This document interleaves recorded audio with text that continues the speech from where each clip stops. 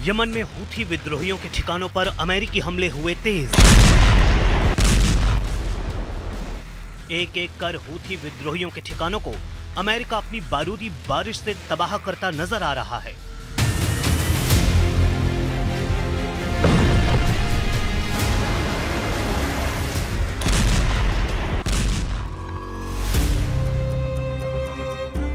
Israel, America और Saudi अरब तीनों के भयानक हमले से दहल गया यमन।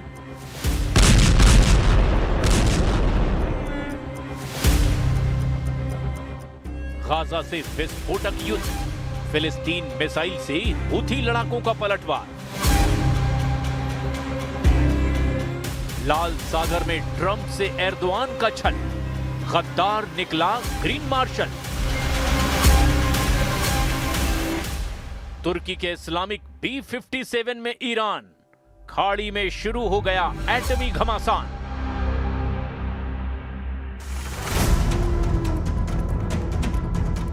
गाजा से शिफ्ट होकर यमन में विध्वंसक युद्ध शुरू हो गया है, जहां 3 ताकतवर देशों ने भीषण हमला शुरू कर दिया है। यमन की राजधानी सना पर बेहिसाब बारूद बरस रहा है। इजराइल, सऊदी अरब और सुपर पावर अमेरिका ने यमन में एक साथ तूफानी हमलों से तहलका मचा दिया है। हमले की शुरुआत इजराइल ने की है, उसके बाद सऊदी अरब ने भी यमन में मिसाइलों से धमाके किए। फिर अमेरिकी फाइटर ड्रोन ने ईरान समर्थित हूथी लड़ाकों और अलकायदा के अड्डों पर बमबारी की। यमन पर हुआ अब तक का ये सबसे भयानक हमला माना जा रहा है, जिसमें 3 देशों ने ताबड़तोड़ प्रहार से हूथी लड़ाकों को बेदम कर डाला है। हूथी फाइटर्स पर हमले के साथ ईरान की घेराबंदी शुरू हो गई है। हाल ही में ईरान के सुप्रीम लीडर अली खामनेई ने ट्रंप को यह धमकी दी है कि जो भी इजराइल का साथ देगा वो बर्बाद होगा। खामनेई की धमकी के बाद अमेरिका, इजराइल, ईरान समर्थित लड़ाका ग्रुप पर टूट पड़े हैं। असल में खामनेई ने ट्रंप को खाड़ी देशों से अमेरिकी सैन्य अड्डों को तत्काल हटाने की धमकी दी, जिससे भड़के सुपर पावर ने हमला बोल दिया। همکاری با ایران با همکاری و کمک به رژیم صهیونی ملعون سازگار نیست.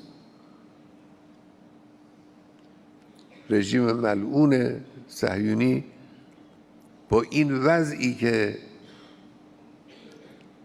در این اواخر همه دنیا دیدن، همه دنیا فهمیدن، همه دنیا محکوم کردن، آمریکا کمک میکنه، آمریکا پشتیبانی میکنه، آمریکا حمایت میکنه. با این وضع همراهی با ایران معنی نداره، قابل قبول نیست. بله، इजराइल ने हूथी लड़ाकों को फिर से फोड़ना इसीलिए शुरू किया कि हूथी चीफ ने नए युद्ध का ऐलान 5 नवंबर को किया है। अब्दुल मलिक हूथी ने नेतन्याहू के खिलाफ फिर से युद्ध की घोषणा जैसे ही की, इजराइल ने मिसाइलों की बौछार शुरू कर दी। इजराइल ने हूथी पर जवाबी हमला ड्रोन और मिसाइलों से किया है। इजराइल ने यमन की राजधानी सना में हूथी सैन्य मुख्यालय और हथियार गोदाम को जला डाला है। इजराइल के हमले के बाद पूरे यमन में हाई अलर्ट है। मीडिया रिपोर्ट में 50 से ज्यादा हूथी लड़ाकों के मारे जाने और 600 के करीब लोगों के घायल होने की जानकारी दी गई है।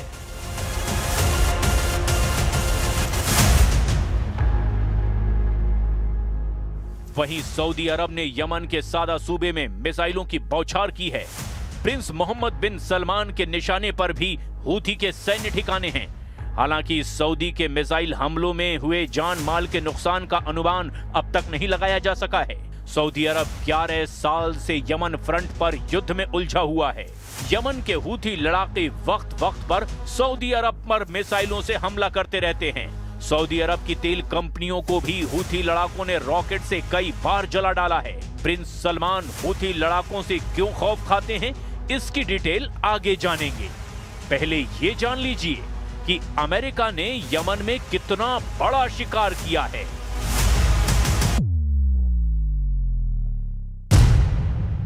यमन मॉनिटर के मुताबिक अमेरिका ने हूथी फाइटर्स के साथ यमन में अल कायदा को लड़ाकू ड्रोन से दहला दिया है। अमेरिका के ड्रोन हमले में अल कायदा के टॉप कमांडर अबू मोहम्मद अल ज़नानी के मारे जाने का भी दावा किया गया है।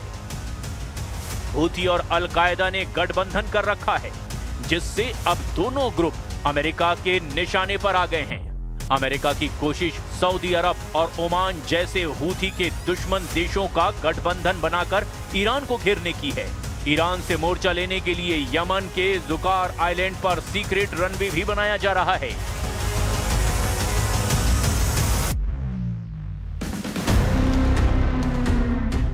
प्लैनेट लैब्स बीबीसी ने सैटेलाइट तस्वीरों से जुकार द्वीप पर लगभग 2000 मीटर लंबे रनवे के निर्माण की जानकारी दी है। जुकार आइलैंड हूथी लड़ाकों के कंट्रोल वाले हुदैदा पोर्ट से करीब 90 किलोमीटर दक्षिण पूर्व में है। जुकार द्वीप लाल सागर में सामरिक महत्व के लिए सबसे अहम लोकेशन है। इस आइलैंड पर पहले 1995 में इरिट्रिया ने कब्जा कर लिया था। साल 1998 के एक अंतर्राष्ट्रीय फैसले में इसे यमन को सौंपा गया। 2015 में जब सऊदी अरब यूएई गठबंधन सेना ने हूथी से युद्ध शुरू किया, तब फिर से जुकार आइलैंड हूथी लड़ाकों से आजाद कराया गया। जुकार पर रनवे बनने से हूथी की हथियार सप्लाई लाइन पर ब्रेक लग सकता है। हालांकि हूथी लड़ाकों को कुचलकर भी अमेरिका इजराइल की टेंशन खत्म नहीं होने जा रही, क्योंकि तुर्की और ईरान में नजदीकियां बढ़ने लगी हैं। एर्दोआन ने ईरान को 57 देशों के इस्लामिक गठबंधन फोर्स में शामिल कर लिया है। तुर्की के इस्तांबुल में इस्लामिक चैम्बर ऑफ कॉमर्स की एक अहम बैठक हुई है। बैठक में B57+ मंच बनाने का फैसला लिया गया। इस मंच के जरिए कहने के लिए मुस्लिम देशों में बिजनेस लीडर्स तैयार किए जाएंगे, लेकिन B57 में सऊदी अरब, तुर्की और ईरान जैसे कट्टर विरोधियों का एक साथ आना इजराइल के लिए किसी मुसीबत से कम नहीं है, क्योंकि ये एर्दोआन के ग्रेटर अरब बनाने की शुरुआत भी हो सकती है। एर्दोआन ने नेतन्याहू के ग्रेटर इजराइल बनाने के जवाब में ग्रेटर अरब का जवाबी प्लान बना रखा है।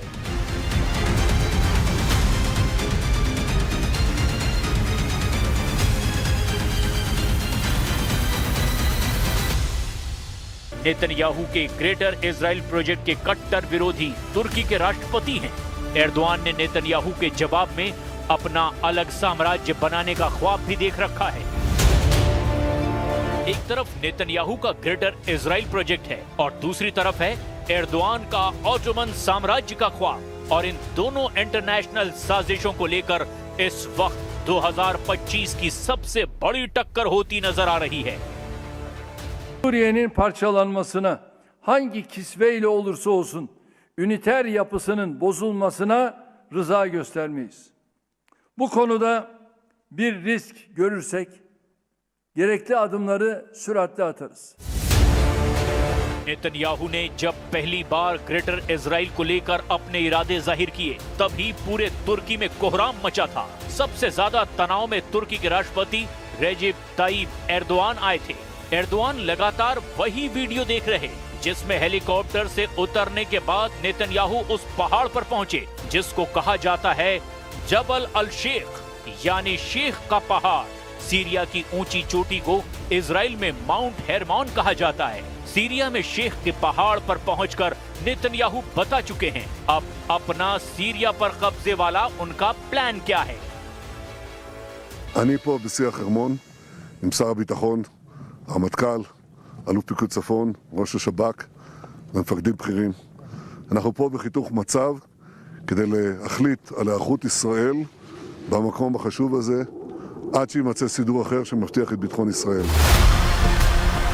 एर्दोआन की बड़ी ख्वाहिश है कि अखंड तुर्की बनाया जाए, सीरिया के उन इलाकों पर कब्जा किया जाए जो ऑटोमन साम्राज्य के दौरान उनकी जद में रहे हैं। इसमें सीरिया के इदलिब, अलेप्पो, दमिश्क और रक्का जैसे शहर भी शामिल हैं, जिन पर एर्दोआन की नजरें गड़ी हुई है। ये चारों शहर इस वक्त एर्दोआन के एजेंडे में हैं और लगता है कि सीरिया के इन शहरों के लिए तुर्की अब इजराइल के खिलाफ फिलिस्तीन वाला मोर्चा भी बंद करने के लिए तैयार है। क्या एर्दोआन का ये रवैया फिलिस्तीन के सबसे बड़े समर्थक ईरान और सीरिया के बीच युद्ध करा सकता है? क्या ये युद्ध वर्ल्ड वॉर में तब्दील हो सकता है, ये सवाल बार बार अब उठने लगे हैं। तुर्की की नीयत साफ नहीं है, ये बात ईरान बहुत अच्छी तरह से जानता है। एर्दोआन अपनी पार्टी के एक सम्मेलन में ये कह चुके हैं कि पहले विश्व युद्ध के बाद अगर अलग तरीके से सीमांकन होता तो अलेप्पो, दमिश्क, इदलिब और रक्का तुर्की में होते। पहले विश्व युद्ध में ऑटोमन साम्राज्य का नक्शा देखिए। पूरा लेबनान, फिलिस्तीन, सीरिया और इराक का बड़ा हिस्सा, यहाँ तक कि पश्चिमी और पूर्वी सऊदी अरब तक ऑटोमन एम्पायर तक फैला हुआ था। इसीलिए मैप देखकर एर्दोआन की कसक रह रहकर बाहर आती है, जबकि ये नक्शा देखकर सऊदी अरब भी चौकन्ना हो गया है। Bu yıl veya bu yol tıkanır veya dinamitlenirse işte o zaman devletimizin kadife eldivene sarılı demir yumruğunu kullanmaktan da çekinmeyin. बशर अल असद की सरकार गिराए जाने के बाद सीरिया में तुर्की को दबदबा बढ़ाने का बड़ा मौका मिल गया था, लेकिन सीरिया में तुर्की का दायरा बढ़ने का सबसे बड़ा फायदा इजराइल को हुआ, क्योंकि सीरिया में सबसे ऊंचे शेख के पहाड़ पर भी नेतन्याहू के कदम पड़ गए। नेतन्याहू का ये वीडियो देखकर ईरान भी बहुत ज्यादा तनाव में आया, क्योंकि लेबनान तक उसकी पहुंच अब पूरी तरह कट चुकी है। طبیعی است که کشورهای منطقه در این روند باید کمککار باشند بدون هر گونه مداخله مخرب یا هر گونه فشار و تهدید نسبت به جریانهای فعال در سیاست سوریه.